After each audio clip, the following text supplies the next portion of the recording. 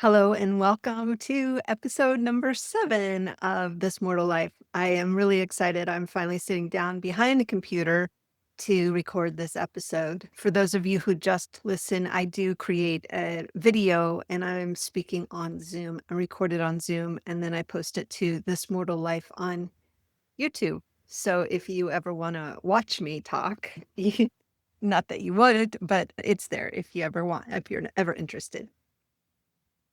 I don't have my microphone with me, and I've been using that as an excuse not to record. I have a coach. He would say, just do it. Just do it. And so that's what I'm doing. He says, just tell your story, Susie. And your stories are interesting. And he thinks that they will resonate with people. So I'm taking his advice. Part of what's going on for me right now is I'm packing up this cabin in Northern California and I'm heading to my new house in Arizona. I was going through things here and found a box that was set aside for me from my mom. And I opened this box and found all of these little treasures that I didn't know I had. Pictures of myself that I didn't know had ever been taken or that I hadn't seen in years. And I've lost so many things because of my moving and let go of things along my lifetime. I haven't kept a lot of mementos. I don't have yearbooks. I don't have pictures. I don't have a whole lot of things. So opening this box and seeing all these pictures of my life and of myself, it struck me how much I've changed since COVID, since I started getting coached. I never felt pretty. I never liked myself at all. I think it's almost like I had some sort of dysmorphia because when I look at the pictures, I was really beautiful.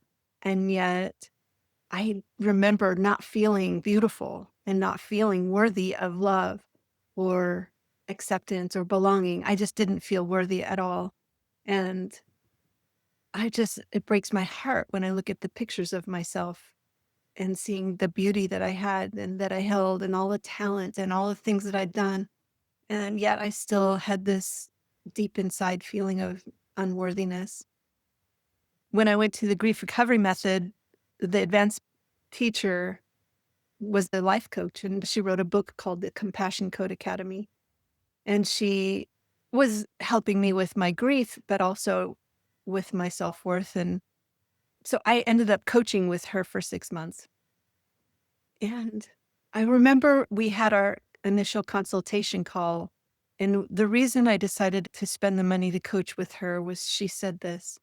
She said, Susie, I want you to imagine yourself on a beach with 100 blankets.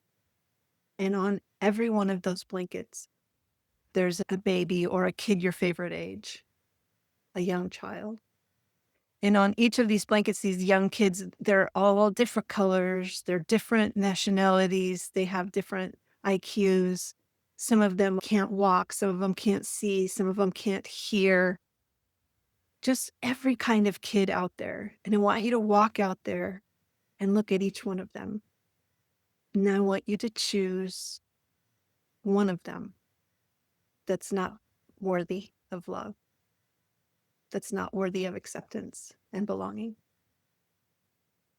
And gosh, I cried because I realized at that moment,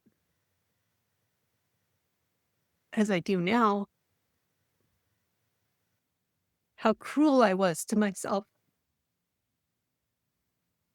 Writing that $5,000 check that day to coach with her, just writing the check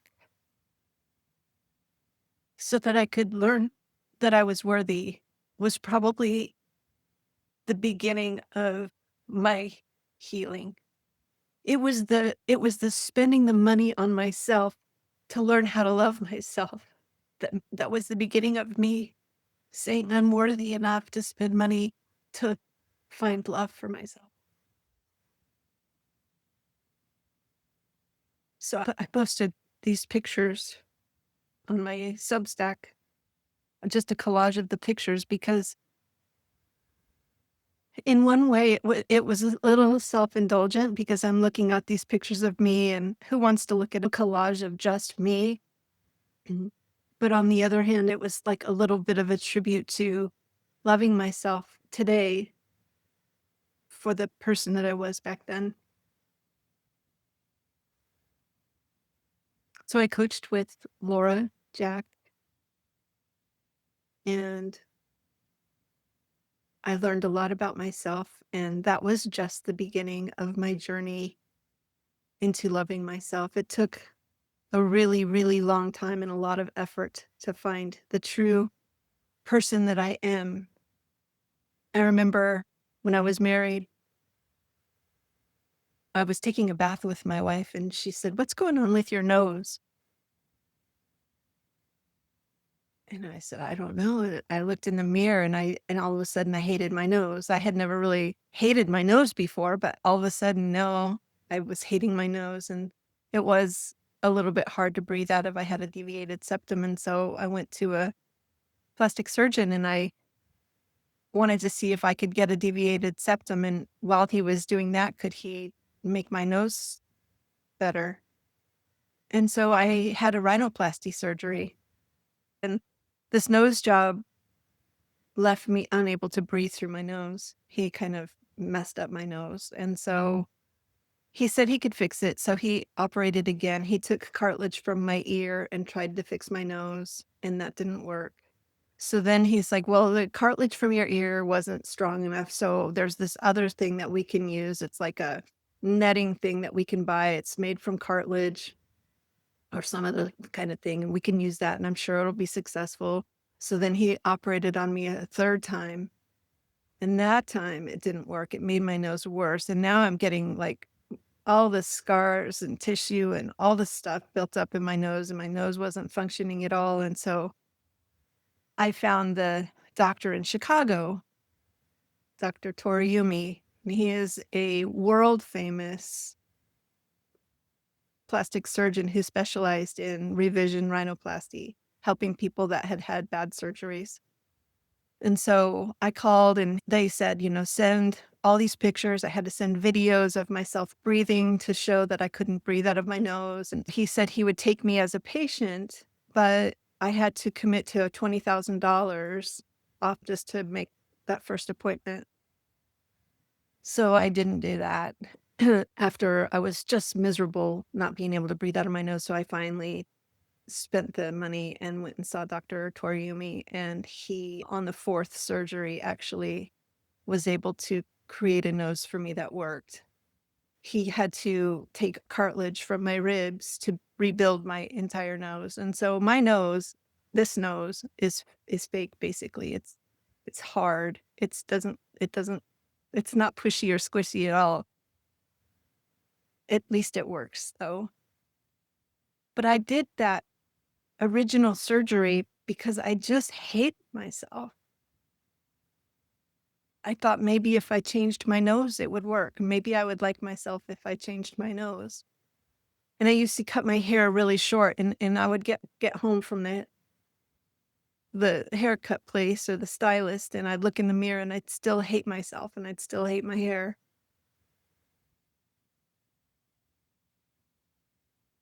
Finding self-worth and self-love is such a big journey. It's been such a big journey for me. And I was in therapy for years.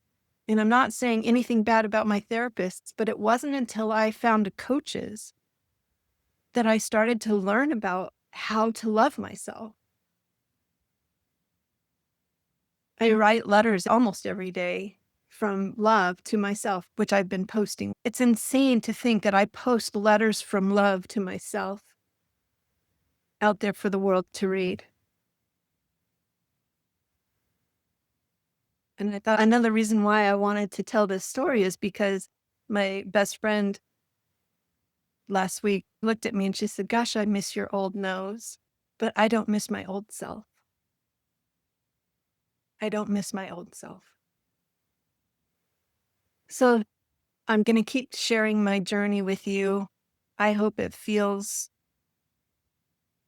good to you to realize that this person that on the outside, I look like I had it all together. I mean, I look at the pictures, it looks like I had it all together. I was beautiful. I was talented. I played in bands.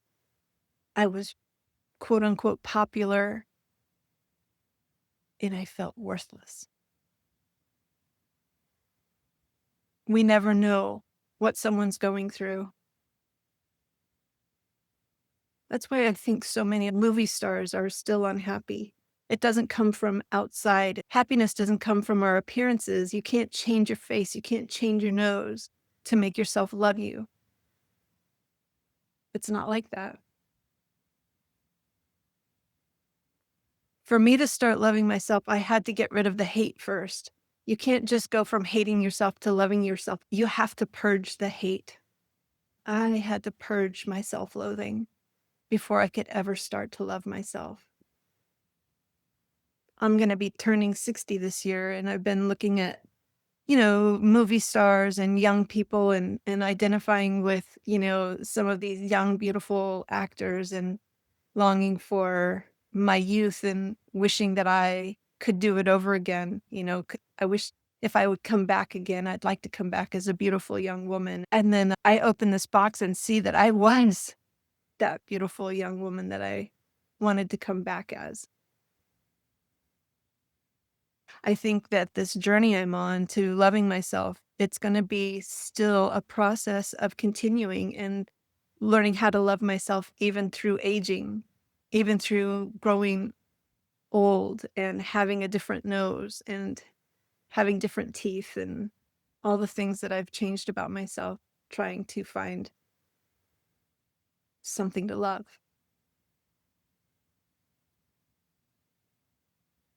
Finally learning that love doesn't come from the outside, that it comes from the inside, that you can't get it from other people or changing your appearances or buying something, that it just literally has to come from the inside.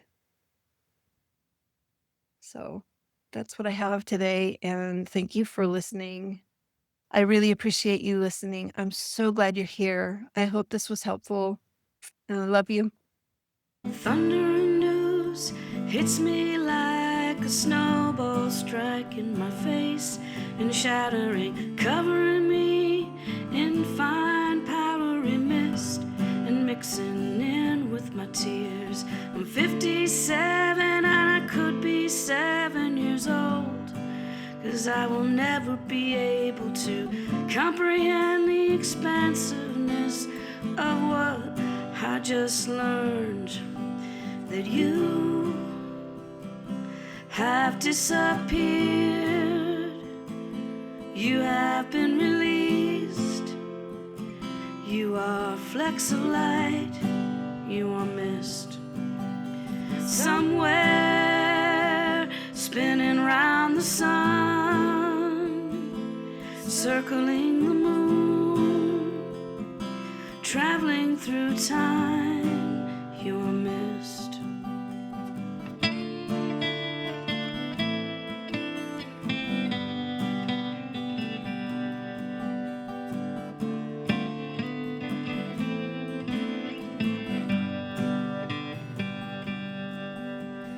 Walking through unfamiliar streets, and I'm shaking unfamiliar hands.